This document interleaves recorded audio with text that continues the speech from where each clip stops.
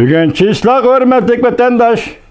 Leksiyalarımızı davamlaştırımız çislak 2021 yıl 5. ayının 26 ya 27. günü. Keçirinler. Endi ahiret qilib mundaq dedi. Mesela Javlijan Jungo'nun bayanatçısı Javlijan mundaq dedi. Rusya Jungo yeni devirde tiklengen stratejilik hemkarlık münasebeti tavlanıp çeniqib granat taşqa aylandı. O yana e'tirof qilishga mecbur bo'lib, ikki taraf munosabatida ittifoqdoshlik bo'lmaydi. Qarshilashish bo'lmaydi dedi. Rossiyada Ravlov buni da'vat etdi. Shuni doğraplamda ittifoqdoshlik bo'lmaydi. Ana padazlanmaydi da endi bu yerda. İttifaqdoshlik bo'lmaydi, qarshilashim bo'lmaydi. Demak, Javlijan ham Rossiya Jungo munosabati to'xtalyapti. Rossiya ko'p qatimlab e'tirof qilib dediki, biz Jungo bilan ittifoq tuzmaymiz. Bu qatam yana bir takrorladi bu so'zni minister Ravlov va qasddan ayni chog'dagi Rossiya Jungo o'rtasidagi sovuq munosabatlar urushini tilga oldi. Demek bunu yakında yetip keladigan Rusya Federatsiyasi ve Amerika Qo'shma Shtatlari suhbatiga bevosita munosabatlik deyishga bo'ladi. Bu qatam minister Ravlovning muxbir bilan bo'lgan suhbatining bosh temasi Rusya Amerika munosabati edi. Rusya Federatsiyasining tashqi ishlar ministri muxbir bilan bo'lgan suhbatda Amerikaga yaxshi pozitsiyasini ifodalab bo'lib, ondan Rossiyaning Jungo Kompartiyasi bilan bo'lgan munosabati ustida to'xtaldi. Ko'p bo'lganda bu so'zni Amerika hukumatiga qaratib so'zlab, biz, ya'ni Rossiya Jungo Kompartiyasi bilan hamkorlashib, Amerikaga qarshi turmaymiz deb bishorat berdi. Demek bir yerde Javlijan efendinin tushumi berbat bo'ldi. Jungnanxayning tushumi berbat bo'ldi. Sebebi Rossiyani yeniga tortib Jungoga Amerika qarshi turish degan bu diplomatik hareketler, faaliyetlerinin o'zi axir natija bermadi. Bir yerde Ravlov da'vat ediki, biz Jungo bilan birlashib Amerikaga qarshi turmaymiz. Shuningdek bishorat berdi. Bu yerde Rusya Federatsiyasi enek bir pozitsiyasini o'ttirib elib chiqdi.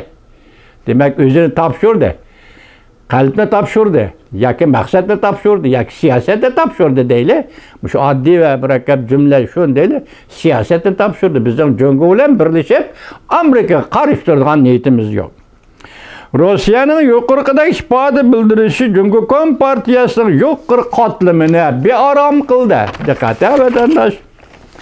Rossiyaning yuqorida javob qaytarishi Jungo yoki Jungnanxayning yuqori qatlamini bearom qildi. Amerika Jungo munosabatini yaxshilash qiyin. Yevropa ittifoqi mablag' solish kelishimini tinglatdi.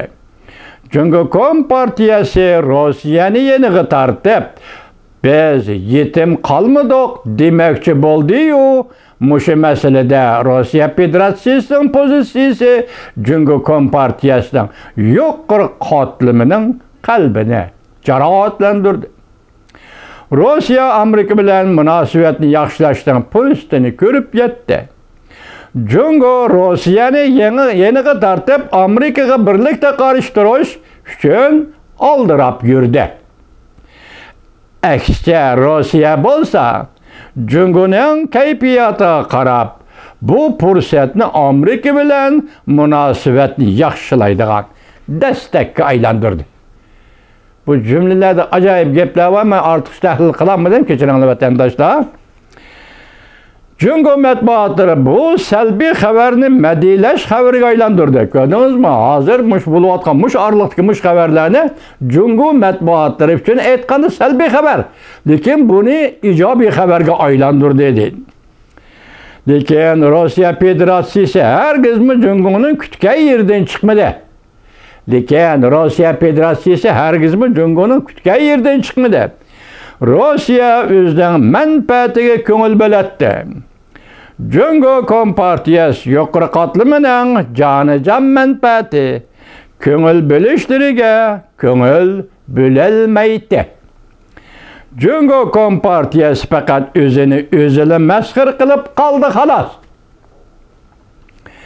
Amerika, Yaponiya, Hindiston, Avstraliya davlat boshliqlari suhbatidan keyin orqadan Amerika, Yaponiya suhbati o'tkazildi. Biz tanishib keldik vatandoshlar. Bu siyosat, xalqaro siyosatlardan. Arkadan Amerika, Yaponiya suhbati o'tkazildi. Bunun keynidan 7 davlat tashqi ishlar ministrlari suhbati o'tkazildi. Ondan Amerika, Koreya suhbati o'tkazildi. Hamda oldimizda hozir Amerika Qo'shma Shtatlari bilan Rossiya Federatsiyasining prezidentlari Jenevada 6-oyning 16-kuni suhbat o'tkazdi. Hozir qaraganda Cungo Kompartiyasi o'zil-kesal sovuq saroyga tashlab qo'yildi. Amerika Qo'shma Shtatlarining ittifoqdoshlarini tashkillab Cungoga qarshi turishi bargan sari oshkorlanishga, oydinlashishga boshladi.